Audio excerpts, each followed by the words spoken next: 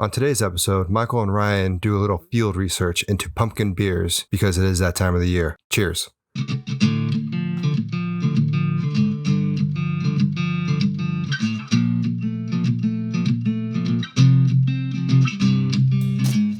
Hi, and welcome to another episode of Brewthers-in-Law, where beer is thicker than water. In this podcast, we take a journey discovering home brewing, craft beer, and more. I'm Mike, and I'm joined by my brother-in-law, Ryan. How are you doing today, Ryan? Not too bad. Glad to have you over here record again. I'm glad that you brought over your pup and child to meet our newest pup that we just got. Yeah. Today I got to meet Ryan and his wife's new adorable little hound puppy for the first time. What's his name? His name is Rex, but with a W. We are Mass Effect fans, so we had to name him after a character on that. For those who don't know, I'm sorry, but you have to learn what that means. But he's 12 weeks old. He is a handful. We're training him as best we can, but man, he is a handful. Yeah, puppies always are. He's a little sweetie, though. He is, yeah. And he's doing very well interacting with both your dog, Layla, and child, Kayla. Yeah, it was exciting. So Ryan and I are both amateur homebrewers, excited about beer and homebrewing, in addition to adorable puppies. So on Brewthers-in-Law, we aren't looking to act as authorities necessarily, but to share our experiences with you, the good, the bad, and the ugly. And we hope that you'll share with us so that we can all learn and grow and enjoy this wonderful hobby together. So that takes us to our intro segment, The First Sip. Ryan, with today's topic being a field research episode sampling various pumpkin beers, I was just curious, around this time of year, it's not just pumpkin beer, but there's pumpkin spice lattes, pumpkin everything, pumpkin pie. So what is your favorite pumpkin or pumpkin spice food or beverage?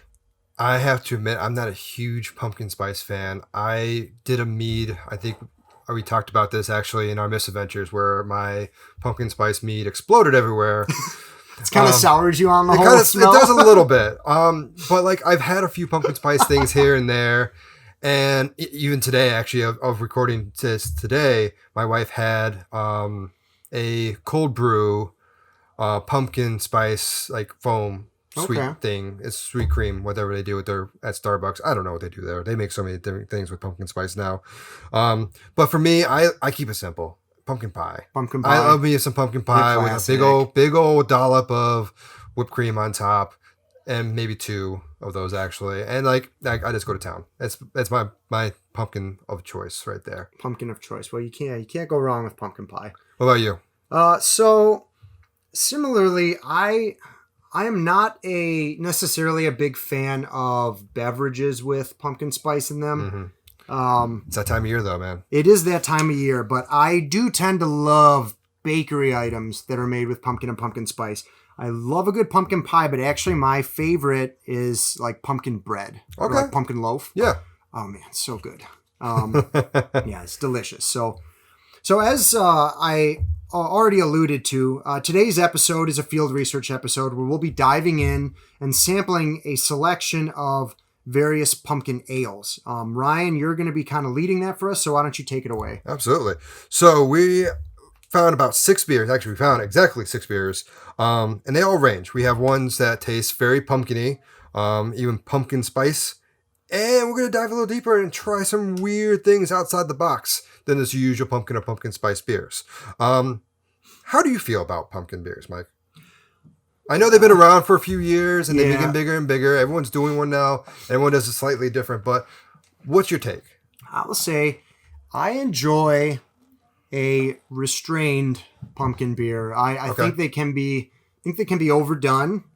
I like my pumpkin beer subtle, and usually I think maybe I'll find one that I like, that I really fall in love with today, but I tend to just be very picky, and even when I like one, it usually is kind of one and done for me. Yeah. So it's a fun thing, but it's not, this is not like, God, it's finally fall again. The pumpkin beers are out. I'm not like that. So no. How about you? There are a few that I like. We got 6 here, like I said. I think we can find one that you like. I think with the ranges we have, and I've had a couple of these ones. and I've actually sampled prior to recording this. I've had very few, and I know there are a couple in here specifically you have told me before that I need to try because you think I would like them. So I'm excited. Yep. So before we dive into I'm going to go over some basic lingo because we're going to talk about a little bit about the beers. And so you guys know, because again, we are not professionals. We are very much amateurs. And honestly, I looked up a lot of these things. I didn't know what they meant either. And they're pretty basic things when it comes to brewing. So the first thing we're going to talk about is ABV.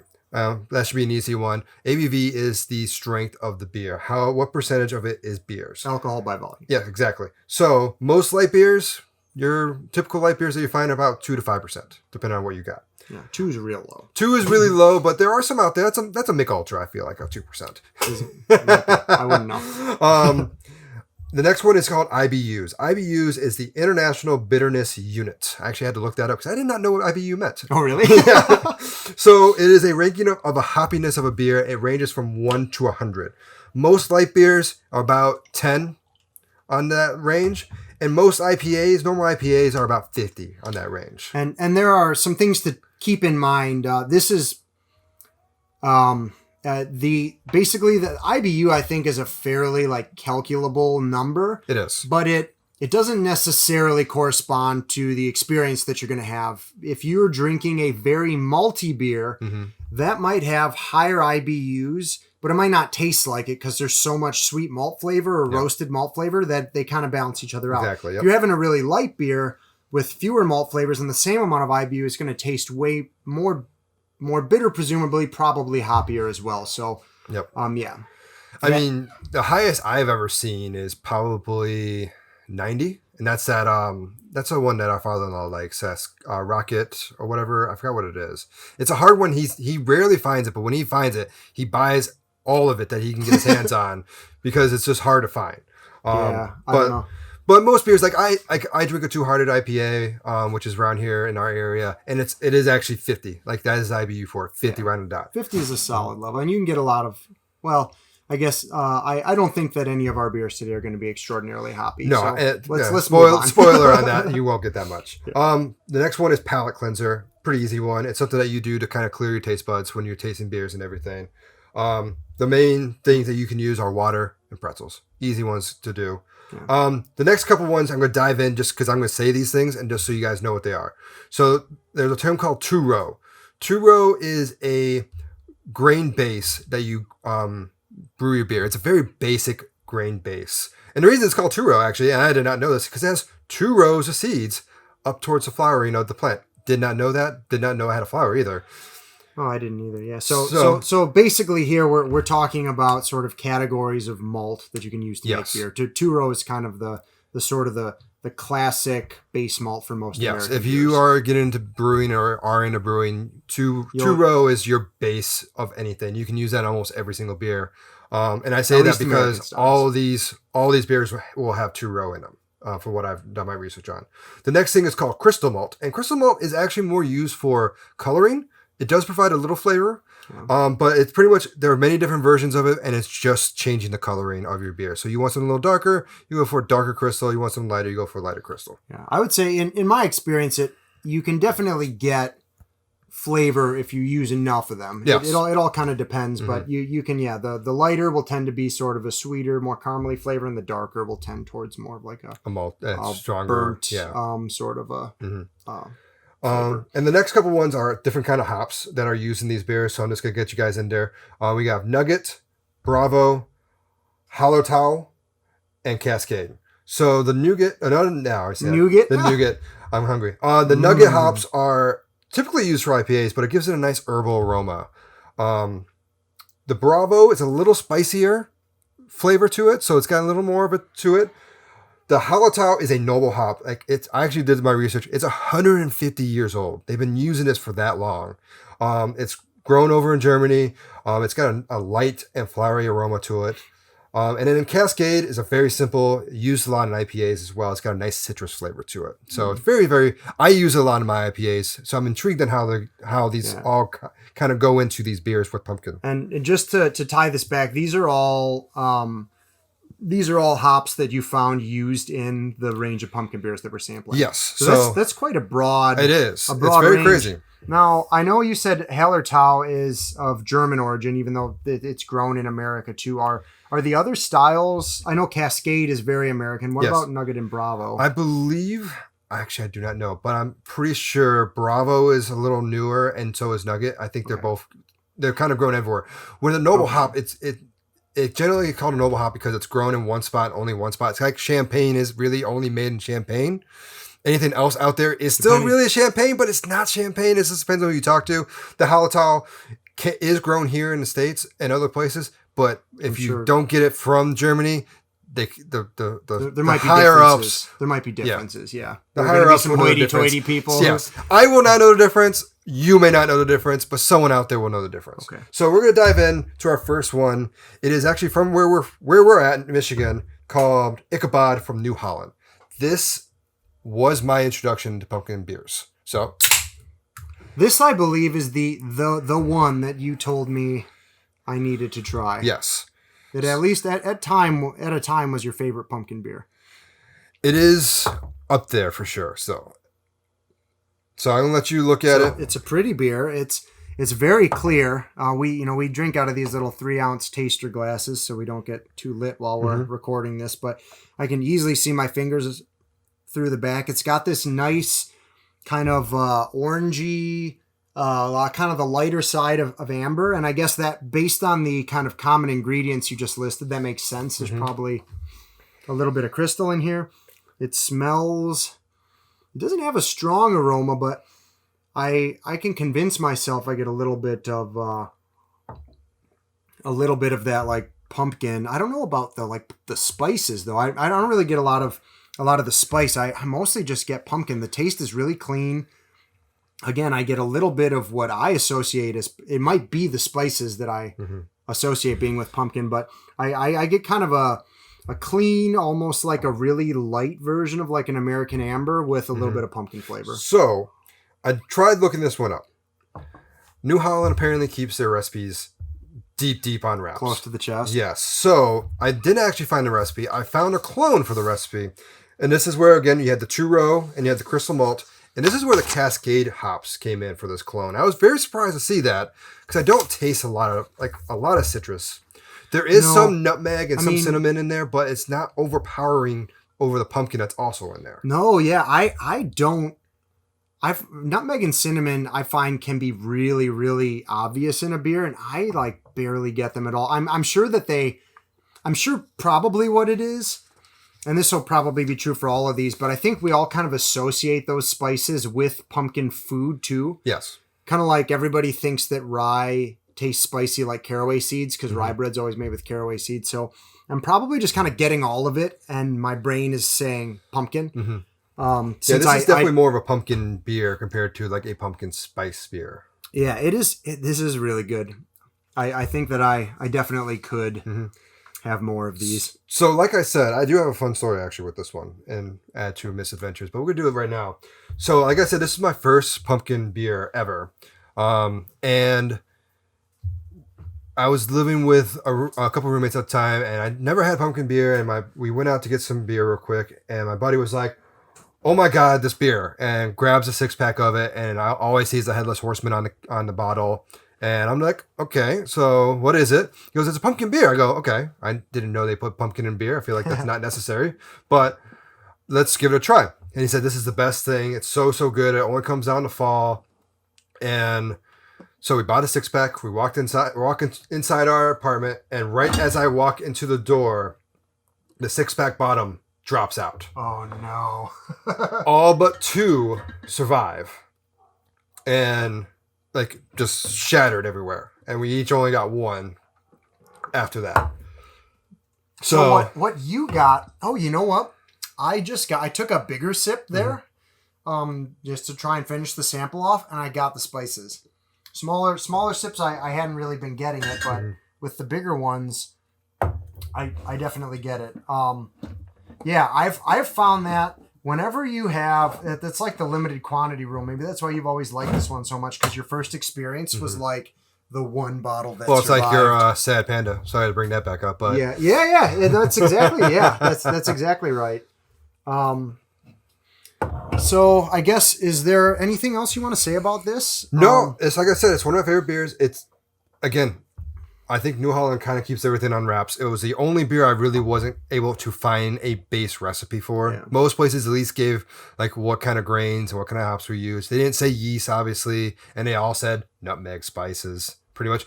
But pretty much all I saw for this was the listed additives were pumpkin and, quote, spices, unquote. So super secret. They kept that on wraps. So, I guess the only thing I'll add, talking about using Cascade, I know that Cascade is really fairly common in American Amber Ale, and I do think that I would call this like an kind of American Amber Ale base beer. Yeah. That they piled some extra flavors on top of. So okay, so our next one we're gonna dive in is from New Belgium, also here in Michigan, I believe, right?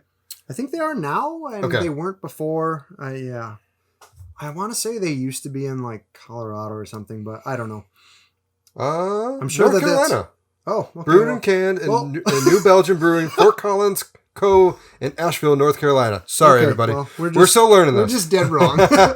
So New Belgium, they have one. It's called a Atomic Pumpkin, and it is not a special release. It is a spicy release, as it is crossed off. So I'll crack this one open here. Pour these. That's a little sample. Now, I already see one difference in the pour.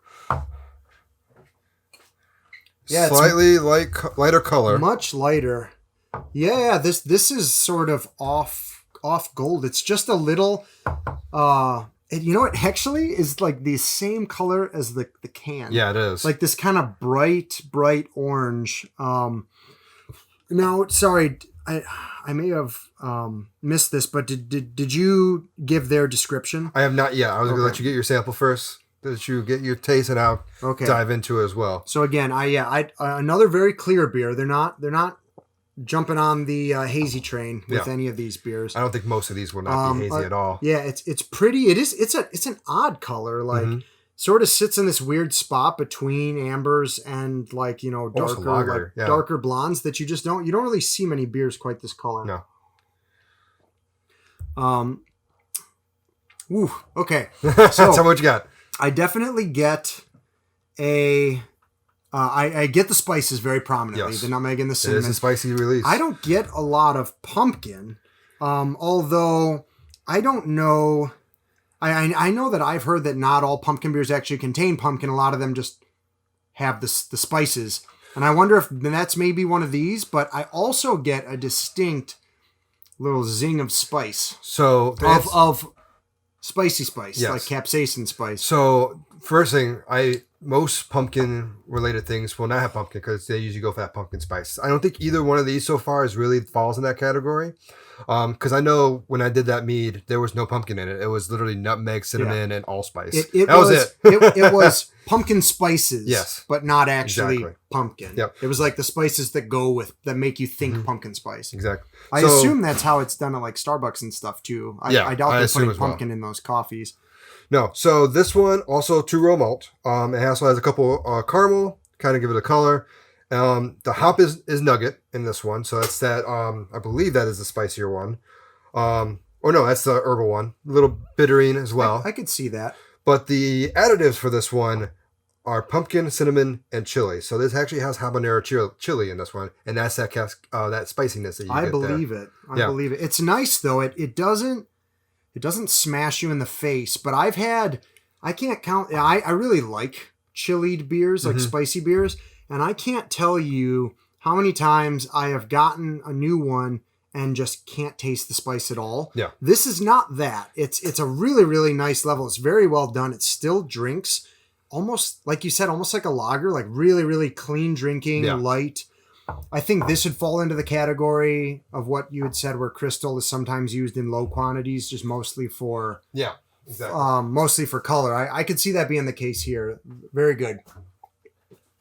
But yeah, I would say way less pumpkin-y, way more spicy, and way more spicy. Yeah, I kind of like the spicy. More spicy, more spiced. Yeah, I do kind of like the spiciness with it. It's something that's really nice, but it's it's different. So I have a feeling that I am going to end up liking the things that are further away from a standard pumpkin ale based on these first two. But we'll see. Time will tell.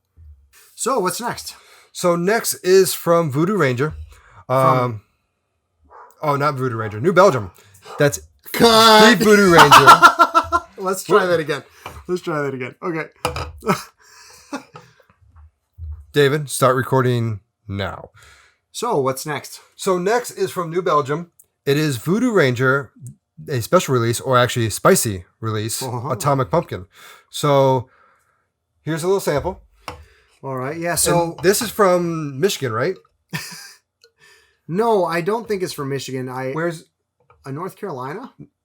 It's yep. You're Asheville, North Carolina. I gotcha. All right. So yeah, the first thing I noticed about this one is it's notably lighter than the last one. It kind of it's got this almost as light as a lager, but just a bit orangier. It's just like kind of out of the normal lager range, out of the normal like blonde range. Maybe like I don't know, maybe like a darker golden ale, but it's got this really unique orange color, and it almost if you look at the can, it's got the same color orange as the can.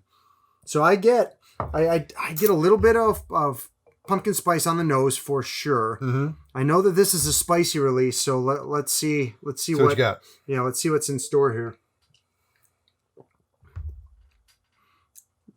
Oh yeah, so I definitely get the pumpkin spices. Yeah, I don't get any pumpkin. I don't taste pumpkin itself. I taste the spices. I don't know if they put pumpkin in this. I definitely get spicy though. Yes. They definitely got some kind of pepper in here. It's really, really nicely done. So it is just at the level I like noticeable but not overpowering. Yep. So it does have pumpkin, it does have cinnamon, and it has habanero chili, which I believe is at a lighter amount, so it's not overpowering to you. Which I do taste. I've had spicy beers before that's like kind of hit you, and sometimes they're like perfectly balanced. This is that perfectly balanced. Yeah. Like you get a little bit of that cinnamon, but then you get that little extra kick of spice from the habanero just to give it a little more. So it's very, very nice. Yeah, I like it. The thing I really like about it is it doesn't first of all, I'm a sucker for spicy beers. Yes. And Same. a lot of times you'll buy a beer that says it's got chilies added and you don't taste the spice at all. And then like you said, other times it just, slaps you in the face. Mm-hmm. Although I haven't had too many of that experience, but this one is very well balanced. And I think because it doesn't detract from any of the like kind of pumpkin ale character of the beer. No. So I really, really like that. I think it adds something nice and it doesn't take anything away. So I call it a successful experiment. I assume it must have been an experiment. Yeah. Very, very, very good. The next one that's on our list. Number 3? Number 3. 3 out of 6. Yep. And then we'll take a break after this one. So this is Sam Adams. We're going to branch out from a little bit. Get out of Michigan. Well, yeah, we've thought get that out of Michigan and North Carolina. Yes. So get a more known brand. How about that? So this is Sam Adams. It's called Jacko. Get a little pour here. I appreciate that you are withholding the description from me. Yeah, no. Until I've had it already. You're not giving me anything to go off of, man. You gotta figure it. Okay, so this one fairly clear still, definitely darker. This is again probably more in amber territory. I get strong pumpkin spices on the nose. This smells like a pumpkin spice latte. Oh yeah. Fairly clear. I don't know. I might just be getting condensation through my glass. It's got a little bit more haze, but certainly nothing like a wheat beer in New England. You're taking the first sip. Ooh, well, much sweeter than the other two. Way sweeter. The spices are. I don't know if they're just kind of incorporated into the sweetness, but this is a lot. They didn't taste as spiced as it smells.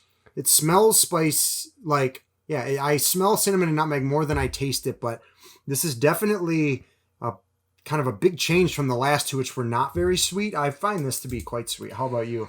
I feel like I am drinking a pumpkin pie. Like straight up, I taste a pumpkin pie. Yeah, okay. This is definitely more I pumpkin can see spice that. to me. You know what? Actually, that makes me like it better. I'm not gonna lie. I didn't really like it much at first because the last two we'd had were a lot drier and it was just more beery. Yeah. This is not. This is the least beery of the three, but having that kind of framework to think about it, like I'm drinking pumpkin pie, makes me like it better. Yeah. It like modulates my expectations a little bit. So this is the first year they're doing it, 2020. The first year they've brewed this beer. It is with Two Row again. Their own version actually. They apparently make their own version of it, which I don't know what that does, but they do their own malting. And then they use the Hallertau on this one. I haven't really talked about the ABVs on past one, but this one is really interesting to me. And IBUs. The ABV is about 4.5%. The rest of them have been about the same. That doesn't really come as a surprise to me. But the IBUs for this is 8. That is by far the lowest IBUs I have ever seen in a beer. And that includes like Bud Light and all those other ones. Yeah. That is really, I mean, that explains in part why it's so sweet. I'm sure that if they bittered more, it would probably, I mean, pumpkin pie is sweet. So I'm sure that they kind of have to keep it down in order to achieve the effect they're going for. And the official description of this is actually a pumpkin spice shandy. So this is actually a shandy. A shandy? Yes. With what kind of... I assume pumpkin juice at this point. But like, because a shandy, for those who don't know, you see the lemon shandies out there that come out in the summers. But usually it's a beer that's made with a type of juice or lemonade or something like that. And they officially call this, this is from their website, a pumpkin spice shandy. Yeah, what the... I'm checking the flavor. They don't have the... They say the flavors here are pumpkin, cinnamon, and nutmeg. And that's pretty much all they give you as well. Yeah, I feel like it's definitely like more of a, like I said, a pumpkin pie in a glass. I could see it, yeah. Or if they basically just like, I guess, like just really, really finely blended pumpkin. So it was basically, what's the word I'm looking for? Like a concentrate. Yeah, I could see it. That is interesting though, that they call it a shandy. You don't really typically think of pumpkin juice as a way that you source pumpkin. It's normally that canned like puree. Yeah, puree is the word I was trying to think of.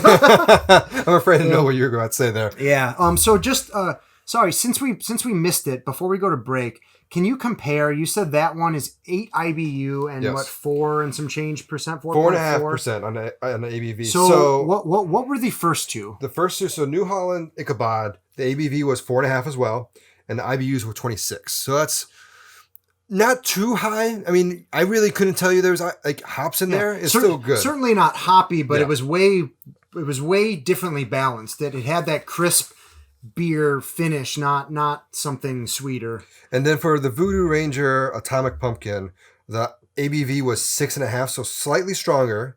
And the IBUs were 10, so also very low. But 10, like I said, light beers are usually around a 10, and that was like almost lager-like. Right, with the coloring. But you said it was like a 6-ish percent. 6%. So there'd have been more malt in there too. I'm surprised at how dry that was for being that low IBU. Actually. Yeah, no, it's interesting. It was nice. I bet that the cinnamon probably, and then also I bet that the chilies dried out quite a bit. Yeah, probably did.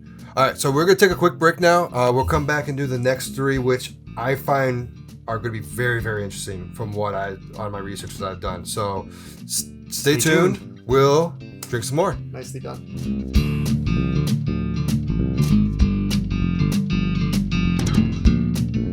Hey, this is TC. And this is Jim from the Studio Demands It podcast. Where every episode we take a demand from a hypothetical studio, which could be you, and challenge ourselves to conceptualize, pitch, and craft a film based on the stipulations or the demands we are given. We talk about movies all the time. Particularly, we complain about the choices made in the films we've seen. We're nerds like that. And, of course, like any good nerd does, we automatically assume that we could do better. Even with the demands and restrictions that clearly must have been put on by a production. So head on over to studiodemandsit.com and listen to our previous library of episodes. Our library of previous episodes. Our precious library, Jim. Our library of precious episodes. You're a pirate, Smeagol.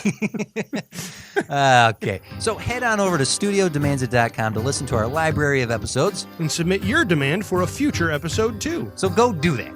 Okay, bye. Okay, end of ad. Hi there, I'm David. And I'm Kate. And we're the hosts of another Zelda podcast. There are so many good podcasts out there, and some of them in particular concern the Legend of Zelda. That's right, Kate, and we are another one of them. That is actually the name of our show, Another Yes. Zelda podcast. And in our show in particular, we talk about some of our favorite dungeons, characters, boss battles. We have top 10 lists. Yeah, we do deep dives on game design and production aspects of the different Zelda games. And we talk about our own experiences. We do some review episodes, talk about our challenges, our struggles, and our victories. That's right. Really just almost anything that has to do with Zelda, we like to talk about it. A new episode comes out every other Friday, and you can subscribe to the show on Apple Podcasts, Google Play, and YouTube. And you can also check out our episodes on our website, anotherzeldapodcast.com. That's right. All right, we will see you there. Okay, bye!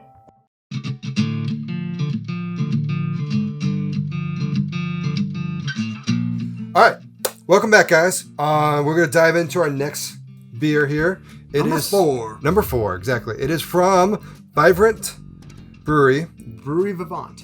Sorry, I did that backwards. Brewery Vivant. You know where this one is? I'm sure that the Grand bottle Rapids. does. Going back to Michigan. I thought that they, I thought they were was Michigan almost too, positive but I it was wasn't Michigan, sure. but I'm gun shy now. I know, right? I swear I'd heard at some point that they'd moved fat tire production to Michigan. So this is the pumpkin tart that they do, and it is a tart pumpkin ale. Imagine that. Okay. So this is giving me a little bit more to work with than your last couple descriptions. Well, I'm only giving you the title of what the Yeah. beer is, so. So here again, we've got, hey, give me up to 3 ounces, man. Oh, Come sorry, on. sorry. So here I'd say another very clear beer. If you'd have A little handed me, it's on the definitely on the darker side. Again, sort of in the amber range. If you had handed this to me and told me it was an Oktoberfest, I would have believed you. It's kind of got that color. Well, about the same time of the year, so. Smell, compared to the others, very neutral. I get no spice on the nose at all. Yeah. I do feel like I can smell the sour, and I don't know if that's a thing. If you can smell kind of the lactic acid, or I don't know what they used. So let's take a sip. There's the sour. Yeah. Not as bad, though. I've had sours that are. It's bad. Well, I mean, I've had sours it's that not- just make you like I had your warhead or something. Yeah. It's not lip puckeringly sour. It's got a nice tart. So I don't know. Okay. I get pumpkin and pumpkin spice maybe. I don't know if I would have gotten it if I didn't know that it was going to be a pumpkin beer. I think it's pretty subtle. The tart does a good job of, or it does an effective job of kind of masking those flavors. I don't know. I like tart beers. It's kind of a weird combination, don't you think? it is. So because you do have. So this one, I was also not able to find anything at all. Like no website, no clones, no nothing for this one. And it is a smaller, not as a huge of a brewery compared to New Holland. New Holland's very well known, especially in this area. But like I was able to find, so on the, I mean, I shouldn't say able to find, but on the can, it does say it's made with real pumpkin and spices and then blended with sour ale. This is not your typical pumpkin ale. So that was actually my description of the beer. So I wonder where you got I wonder where I got but yeah, so we know that it has pumpkin in it. We know that it had probably nutmeg and cinnamon at least. Yep.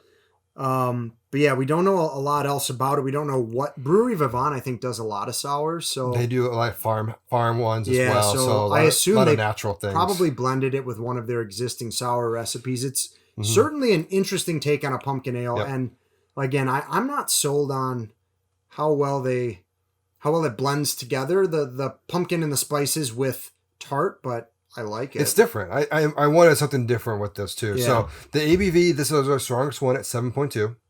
So watch out. Man.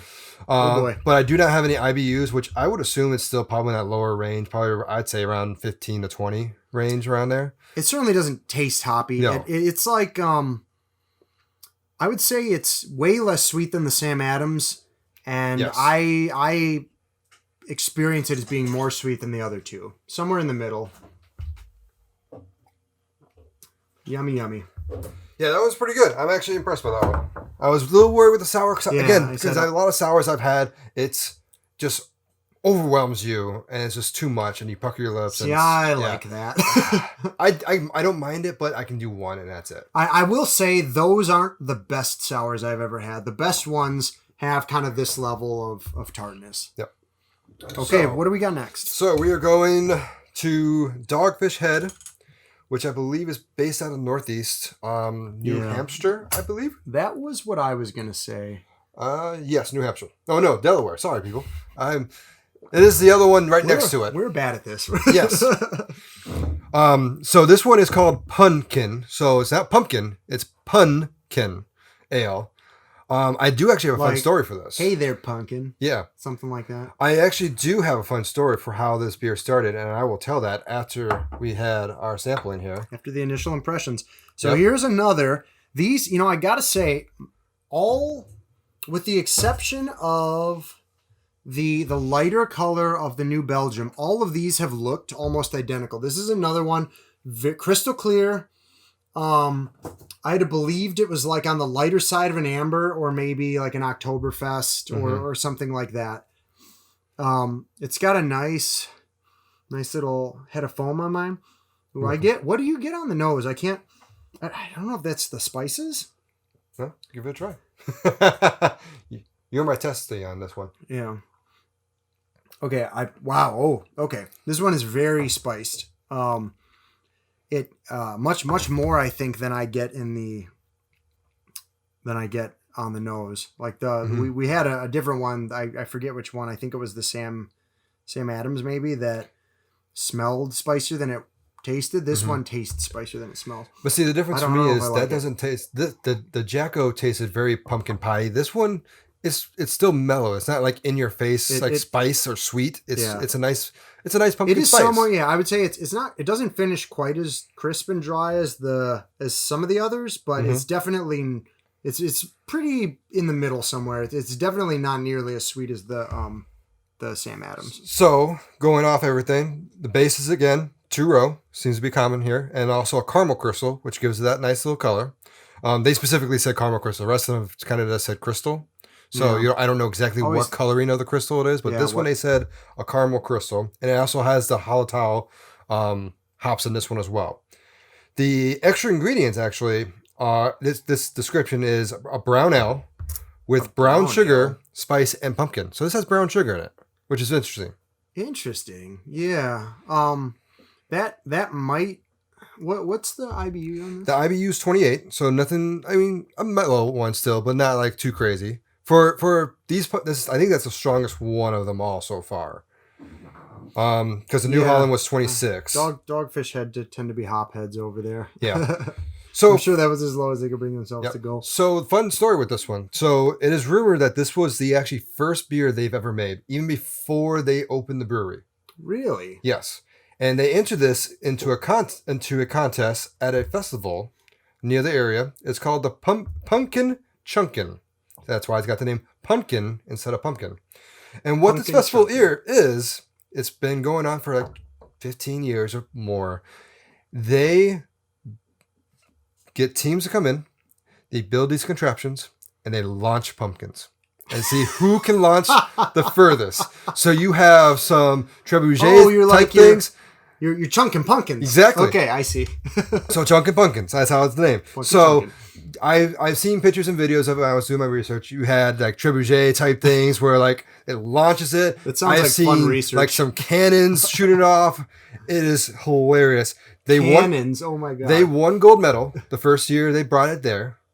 Wait, gold medal at that festival. So they did a Chunkin? Yes. So they was like the best pumpkin beer at the Pumpkin Chunkin Festival. It was the best beer at the festival. It won gold medal overall. Oh. I don't think they broke it down as far as I saw. They just did an overall best beer at that festival, and it won gold medal the first year they brought it to that festival. So they named it after the festival, and I mean, and here we are. Here we are, and this is actually the first time I've seen it. So if it's been around for a while, because Dogfish has been around for a while, isn't it? I mean, not super new. It's been at least 10 years. Yeah, I mean, I confess I don't know anything about their history, but I know as long as I've been drinking craft beer, I've known Dogfish Head. Yeah. They were one of the early breweries that got me into craft beer. Yeah, I think I like this. It took me a while to decide. Again, this falls into that category of pumpkin ale where I would want one. Yeah. And not more. I don't understand how this is a brown ale. It seems way too light, but maybe that the caramel crystal, which is slightly lighter than a brown, brought it back to a different color. I don't know. Yeah. Well, and I mean, ultimately they have the right to call it whatever they want, but yeah, I would if that falls into like the color of a brown ale, that would have to be the way light side of a brown ale. I would call it light for an amber. Well, they probably started with a brown ale base and then added things to it to make it slightly different, so it's not quite the same as a brown. Yeah, I guess so. All right, so we're on to our last one. This is going to be the craziest one of all of them. I'm not you're blind to with this beer. I'm a little bit nervous. This is going to be a big boy. So, this is from Avery Brewery, which is in Colorado. Is Boulder. It actually in Boulder. Colorado? I was in Boulder, exactly. I was there in Colorado, Boulder, Colorado. It is called Rumpkin, and it's an annual barrel series. And that's all I'm going to give you right now. I was going to say, let you. Can you for this one, just because I already know the description? Can you just read the description before I will read the description on this one then. All right, so this is. But just like the little blurb, because you see my notes. Kick out of so it. We wondered what would happen if a monstrous pumpkin ale, plump, full of spicy gordiness. I love that. The fact they put gordiness in there. Yeah. Were aged in a fine, fresh rum barrel to add suggestions of delicate oak and renounced molasses. Rumpkin is what happened. That's my dramatic and on that read note. There. So, I was very intrigued. This is definitely probably the craziest one of all of them. Don't worry, you got your 3 ounces. Oh, I smell booze. I really do. I also smell, this is, again, kind of floating in that amber, maybe brown ale range. Darker than the others. I get a lot of malt. And being that this I see here is 16.9% alcohol. Yes. That is stronger than a lot of wine. So it's no wonder I'm smelling so much malt. It almost smells like a barley wine or something. I don't get a lot of the pumpkin spices. Here, let's give this boy a try together. Yeah, I'm about to say we're gonna dive in. Ooh, wow. That. Wow, it's a lot in your face. It hit me in like 5 stages. Yes. It was like there's like the initial malty kind of sweetness that's pretty strong. I'm not actually going to list 5 things, so but I was exaggerating. You can call me on it, but then that kind of like after that sort of washed through in like a couple stages. I got all the spices and the pumpkin. Mm-hmm. I think I got like malty sweetness, pumpkin sweetness, or pumpkin flavor, spices, and then there's this really delayed like alcohol burn at the end. Mm-hmm. Not like bad necessarily. It's actually, for a beer this strong, I'm shocked how well it drinks. Yeah. It's certainly not a light lager, but it no, this is a lot. It's not as heavy as I would have expected. If you have like a big chunky like imperial stout or something, it almost sometimes, or like dragon's milk. Yes. From New Holland. Oh, yes. It's almost like drinking syrup. It's so thick. This is not that. No, but it still hits you in the face with all the flavors that like it is really, really in your face, really assertive. So for this one, I did look up the base. It has 2-row, of course. And it has a lot of different flavoring malts. So it has a honey malt to it as well. Yeah, that's like a middle caramel malt. I think it's like 20. Yep. And then it has like the first ingredient in the whole thing was just straight up pumpkins. Like, so pumpkin is like a big ingredient to this. Yeah, that's really interesting. As we stated, the ABV almost 17%. One of these will probably knock you out pretty well. So be careful with that. The IBUs is about 25. So I think I can literally feel my buzz. Like every sip, it's like, like, I don't know, if you do a shot of liquor or something, it's like maybe it's all in your head, but you feel like you can feel it hit you immediately. Yes. You go, whoo! I feel that every time I sip this. I mean, we it's are doing really only intense. 3-ounce pours on this, which is not bad, but like really only intense. 3-ounce pours on this, which is not bad, but like It feels like a lot to get through it right feels. now. I know. I took one sip This- and I'm still somehow at 3 ounces. So Yeah. but This so is a bad one to it overpour. is. So the listed additives in here were pumpkin, nutmeg, cinnamon, and ginger, which I feel like ginger helps balance out. Oh my god! You that know what? rum. There was a flavor at the end that I couldn't place. I called it just the alcohol burn, but there was definitely something more, and that's what it is. It's Yep. ginger. So that's man. I took another sip. I'm a little more down now, but Yeah, I do. I love a good like when there's a complex beer or like some really good wines can do this too, where it's like you really get like washes of layers of flavor every time you sip it. Like I have to hand it to them. I was morbidly curious about this beer because it was so strong. I didn't really expect to like it. I like this. it's not bad. It's not the worst. That's my cat. Being graceful as always. Hey, Thorin, you want some? You're too young, so you will never be old enough, my friend. So I wouldn't put this at the top. It's going to be right in the middle of the 6 for me, for sure. Like I think it's just so much to it. It's like I appreciate beers like this. Like I said, sours and complex beers like that. I do appreciate the work and the science, really Artistry. the artistry, exactly, And the putting science. putting something like this together, because you got to get the right yeast to make it work. I was gonna right hops and the I right was just gonna grains. say that, like talk about the science. Like yeast do not like, even though they make alcohol, they don't like highly alcoholic environments. That's why there are specialized strains for like making strong Belgian beers and stuff. Making a 17% beer is like a technical challenge. Like the It yeast, really is. they're not going to like being in 16.5% beer, and then to ask them to keep chugging on and making more alcohol, like it's a tall task. Yeah, So, no, it's. I'm trying to think of, because like I don't know if we talked about this in the past, but like with yeast, it eats up the sugars, and that's what makes your alcohol. So the more sugar in a more sugary substance in a beer at the beginning, when you put the yeast in, the more alcohol and a stronger ABV you'll have. So with this, you got to think about it. You have the pumpkin, which can be sweet. You have the cinnamon and nutmeg, also sweet. The ginger, depending on how you feel about it, can be sweet. But then as soon as you start adding the barrel aged rum with all the molasses and all the vanilla and sugars in there, that's gonna be your build up to more. I was gonna say alcohol. I hadn't even really considered the rum, but that is another. That's probably my 5th layer. I think I've I think that's 4, but you're close. malt, pumpkin, spices, Ginger, separate from the spices, and the then rum. alcoholic bite, Yep. and then the rum. So you got 6. 6 Okay, layers no, of hold flavor. on. We'll put the ginger back in with the spices. Then you got 5. Well, but I don't want you to lie. Do you not though? Like I get the ginger kind of as a separate experience. All I honestly taste is like a super, super sweet beer. Like I taste the molasses a lot. Really? The Okay. molasses is very strong for me. Wait, is there molasses in it? Yep, the molasses Oh, comes yeah.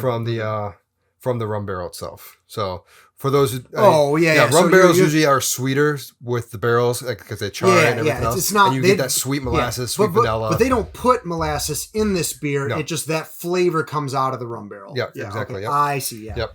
I do get that. Yeah. Rum barrels they're an interesting beast because they give a flavor to beer that I don't always like.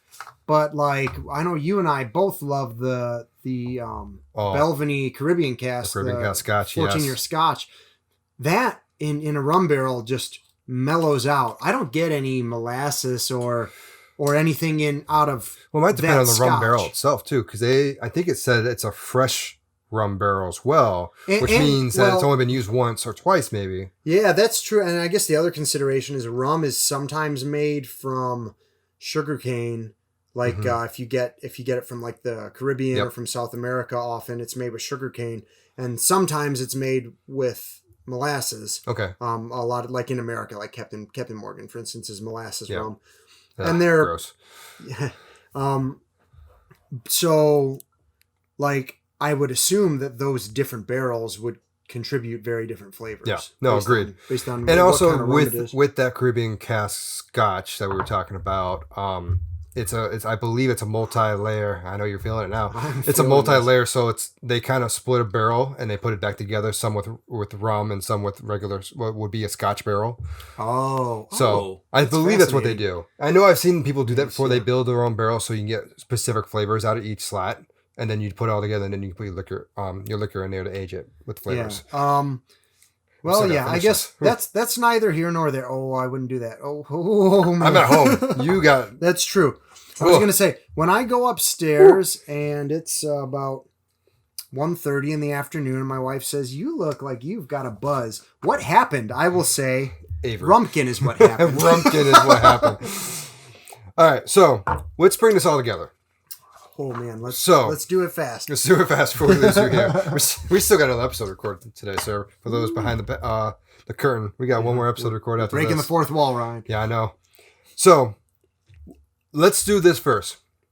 What was your favorite?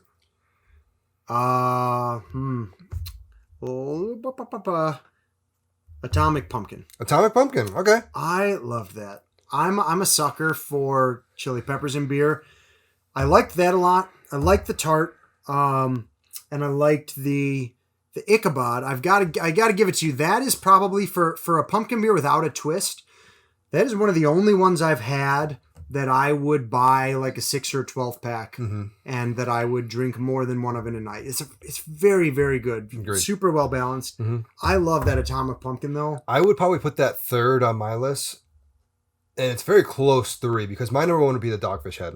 That pumpkin was really, really good. It was the first time I had it actually when I bought that pack. I had a little sample before, and my wife and I, that was our favorite of the 3 that or the first original 3 that I bought. So the next one after that would be Ichabod, and then I think the Atomic Pumpkin would be third. I do like that spiciness as well. Yeah, and I think the thing about the spiciness, you compare sort of I would say that in descending order from craziest to least crazy, like the Rumpkin was way out there, a lot going on. The pumpkin tart, the tart kind of really, really changed things. And then kind of at 3 and 4, I would say I think that adding the chilies didn't really take much away from it being a pumpkin beer. It did a nice balance still. They did it it right. It didn't cover anything up. And then I would say with the Sam Adams, similarly, it was just a sweeter take on all the same flavors. So I think both of those, while maybe not strictly traditional pumpkin ales, they were closer. And well, I think that was more definitely that pumpkin spice. And I will say nothing against Sam Adams. I love a lot of the beers, like Oktoberfest, which I will be getting some soon. That was my least favorite. The Jacko was my least favorite of all of them, just because when I want a pumpkin, I want a pumpkin ale, like an Ichabod or Dogfish Head. The Jacko was definitely more pumpkin spice. I liked the fact that I was pretty much drinking a pumpkin pie, but when I want a pumpkin beer, I want a pumpkin beer, not a pie in my face. You want a pumpkin beer, yes, not a pumpkin pie pumpkin beer. Spice beer. Yeah, exactly. Yeah, exactly. Yeah. And then after that, and that's again a to each his own thing. Like they are clear that that's what they set out to make. And like I even said, if you had poured that for me and off the bat I said, "What is this? Is this a beer?" And you said, "It is a liquid pumpkin pie." And if I drank that, they nailed that. Yeah, exactly. They absolutely nailed the flavor profile. But I agree with you. I like for these pumpkin beers. I like a lighter touch, a dry finish, and generally speaking, apparently I like a little bit of spiciness too. Really? So, yeah. But I feel like the shandy part of it is what makes it different compared to the rest of them. Yeah. And that's why these 6 beers were perfect. I think the Ichabod and the Dogfish Head were really close to each other's style of being a straight pumpkin those beer. Those were definitely the most traditional pumpkin beers. And then obviously Jacko is more that spice beer, that pumpkin spice, that's pumpkin spice latte that you go to Starbucks for. And then the other 3... a little bit heavier on the spices. Exactly, yeah. And the Avery was a huge curveball and just messing me up right now. That was just a one-of-a-kind beer. I don't know that I mean that as a good thing. I don't mean it as a bad thing. It's just like, it's an experience. I would have drank it like, I think preferably. I don't know if I could drink one I would full have taken less than 3 ounces. I would have taken it like in a whiskey snifter. Yes. And like, you give me 2 fingers, Yep. bartender. That's kind of how I feel about that. And then the other two, the pumpkin tart was really good. I like that one. I'd probably put that at. I probably would put that at 4. It was very unique. And then the what was the last one? Not the Avery.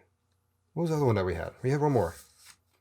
Oh no, that was the last one. The Avery, the one that the last one we had, the Rumpkin. You're gonna put that last. No, second to last. Second to last. That's second to last. And it's nothing against it. Again, I appreciate all the work that went into that beer and all the crazy concepts. But again, 3 ounces, I'm feeling that sucker. It's a work of art, but sometimes works of art really make you work for them. And Yes. that's kind of what this beer is. So speaking of, you kind of you alluded to the fact that, we were sort of compared all that whole conversation came sort of in reference to a classic pumpkin ale. Yes. What have we learned about a classic pumpkin ale? Let me start with some impressions from me. I would say that all of them I thought probably fell into what I would consider like an amber ale range, with the exception of the Atomic Pumpkin, which was slightly lighter and in this kind of weird orangey zone. Yeah. So I would say for me, a traditional pumpkin ale kind of bases as a base as like an American amber ale, which I think makes sense when you look at the ingredients, 2-row and caramel malts. That's your malt backbone for an amber ale. If you were looking to make an amber ale, Cascade hops also, which was only used in one of the beers. It's only a clone, actually. We don't even know what they actually use. So yeah, that's true. The clone uses Cascade. Yeah, so fair point. But yeah, so that I think is where pumpkin ale starts to differentiate itself from amber ale. Is it used way more like noble hops can be kind of floral, earthy, spicy. The nugget you said was I believe kind of herbal. Herbal, yeah. I would sort of throw that in with. I'm basically contrasting all of those like herbal and earthy. I think all of that kind of is sort of in the. I consider it more of a noble hop sort of a character, or at least not a traditional like American citrus hop. And so it seems like a lot of these beers lean more into that, which makes sense because I don't know how a lot of citrus would work with the spices and the flavors. The more herbal, earthy sort of quality makes sense for the style. Well, let's just be honest here. Pumpkins grow very much into the earth for the most part. Like on the earth. I mean, obviously everything grows on the earth. They grow on planet Earth. By that standard, like, all beers should be using earthy hops. That's true. But like there are some like pumpkins and gourds in general like have that kind of like grimy, like when you get a pumpkin, when you buy it from the store to make a jack-o'-lantern, like it's you got that dirtiness to it. It's sort of earthy. Yeah. I agree with you. It's kind of sweet, but it is definitely, it's got an earthiness. That makes sense. So would you have anything to add? I think those are my two big like observations were that they all seem to kind of be really clear amber ale colored, seem to use amber ale malts, and that they tend, unlike an American amber ale, more towards that sort of herbal, spicy, earthy hops, and away from like kind of away from like the sort of tropical fruit, stone fruit sort of flavors that it's very different. I mean, we just got out of summer, so like we're used to those kind of citrusy IPAs and some lagers. They're so hot right now. They're so hot. New England IPA is so hot right now. But like it's nice because it's a sign of fall's coming. That's really what it is. So I see true. You have some notes over there and maybe ways to find or make your own. Yeah, so because we haven't made one. I have not made one. Yeah, I was gonna say I don't know that I will make a pumpkin beer. I don't know either. If I were to, I would basically do what I just described. Though I'd start with an amber ale. I would try and make it to be really finished, really dry and crisp, clear. Use some type of the kind of range of hops that were used in these beers. Yeah. And then I would go with a real light touch on spices, and I would add some pumpkin. So of course. Now, if you don't want to write your own recipe, you can always use a recipe kit. And Northern Brewer, who is one of my kind of preferred websites to order from, they had this really interesting offer. I got it in an email, and I thought I would share it here. So their main offering is called Smashing Pumpkin Ale. I mean, that's a great name. Do you get it? I do love that. Do you get it? I do. So this is an amber ale, like I said. And then they've added nutmeg, cinnamon, and ginger. They don't list the ABV. I think you have to order it to get that. And then notably, the actual pumpkin is optional and requires extra steps for these and everything else I'm about to cover. So I feel like that's more pumpkin spice. So again, it's using the spices to evoke that sense of kind of pumpkin pie, pumpkin spice. So they do this really cool thing though, where you can buy that kit, and then they give you recipes for changing that beer with some additional ingredients. So you can make an imperial pumpkin beer, which I think this one would clock in at 10%, so not quite the 17% of the Avery, but actually here, we pop the cap back on that. Yeah. So not quite the 17% of an Avery, but still quite strong. And you'd accomplish that by adding more malt, some sugar, which will add ABV without making it heavy, and then some hops. Yep. You can make a pumpkin spice porter by adding chocolate and black patent malt. That clocks in at 5.5%, and the chocolate malt and the black patent malt will darken it to porter color, and it'll also add some of those roasted and those chocolate undertones that you would expect in a porter compared to an amber. And then finally, you can also turn it into what they call a pumpkin pie pastry stout. And that sounds like a lot. Sounds like a lot, stout. yeah. So you'll be adding more two-row, and then some really, really dark, heavily roasted malts like dehusked Carafa 2 and chocolate rye. And then you'll also add cacao nibs and some lactose.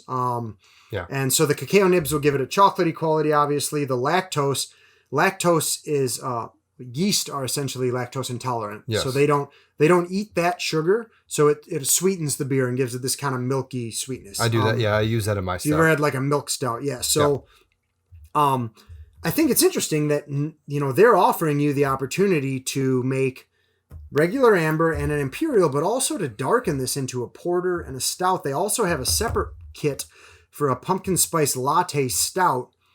So there, you're not only adding the pumpkin spice, you're adding coffee too.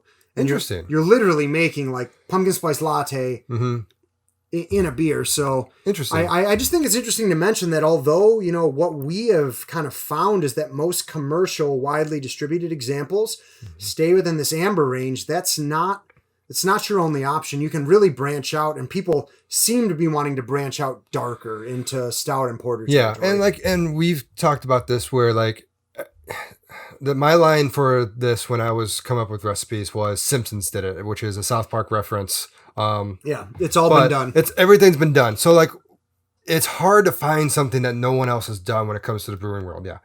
And it's just, you got to branch out and find something new. And that's what it seems like they're doing right there. So. All right. Well, awesome. So we hope that you guys enjoyed that and that you learned a little something about pumpkin ale. So if you're interested in getting in contact with us, you can find Ryan and I at Brewthers-in-Law on Twitter. That's BREWTHERSINLAW.